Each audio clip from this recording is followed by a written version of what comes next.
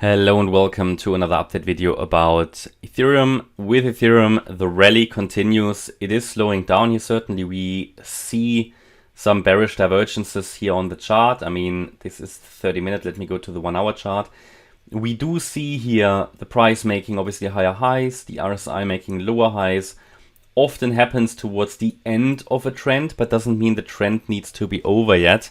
Gave you an idea in the last video how this all could unfold. Basically here as an A, B, C pattern, for example, that's one possibility.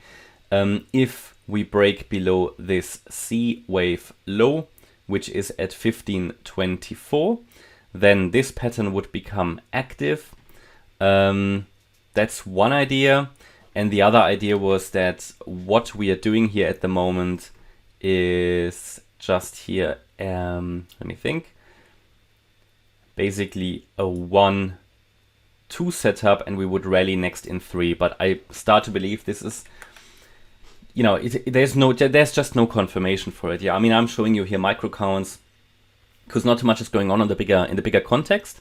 We might see some movement today because we get obviously the PPI data release and consumer, I think retail sales. So it will be interesting. There will be a bit of volatility. Maybe it will push the market into a certain direction that we get some clarity here.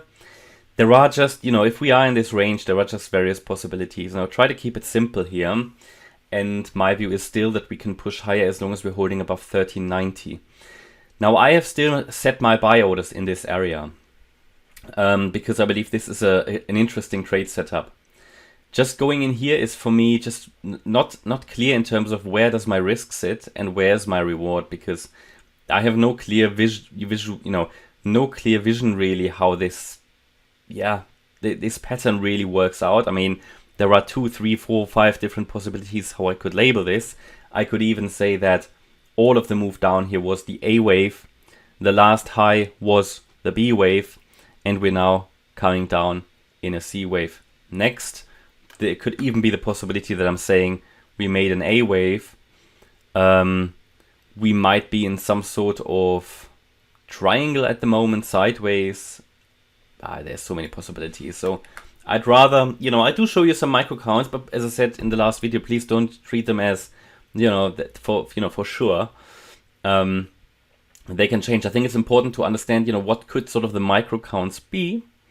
And however, you need to understand at what point, if certain levels break, what should the pattern then be? For example, here, I've highlighted this pink ABC and highlighted to you in the last video that if that small C wave breaks here, I'm going to go with this pink count. Until then, we can focus on higher, and we did climb a bit higher, but we can focus on higher as long as we're staying above 1522. So anybody who wants to trade this sort of within the channel, I would personally set the stop loss below this low here, below 1522. Because below that level, we're probably going to get into the green box. But it's just not a high probability trade, and it's high risk, because if we drop down, break it, hit the support level, I mean, that's already at 1500. So there's not much space between the stop loss and the beginning of the support. So yeah, it's a bit... It's less than ideal. Is there a guarantee we get into this green support area? No. We could certainly break out directly from here if we do something like this, a so-called running flat pattern. A wave down, B wave up, C wave down. Less likely in a wave 4. Yeah. But on the other hand, they do happen, especially if there is very bullish sentiment and we had a strong rally. But normally I would like in looking at probabilities, I would like an expanded flat, which means the C wave should come down lower just to get a clearer wave count. And also because we did rally so much, I would have hoped that we get a little bit of a stronger correction, because the market was still pretty much overheated. Now, obviously, with this move to the upside here and this sort of sideways range, the indicators do recover a little bit. We can see that on the 4-hour chart as well. Let me go to the 4-hour, it's just loading.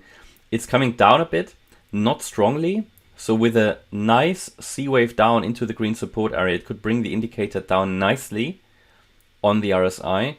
And it could lead to a next move to the upside if we find support here and the market would have recharged a little bit. You need those areas of consolidation. It's a constant breathing in, breathing out. you need that recharging. It's like a rocket that needs to, get some fuel in there before it can take off again. So nothing is going to move up in a straight line, but this is not ideal. This looks very corrective, this move to the upside. So it could all still just be that B wave when we come down and see.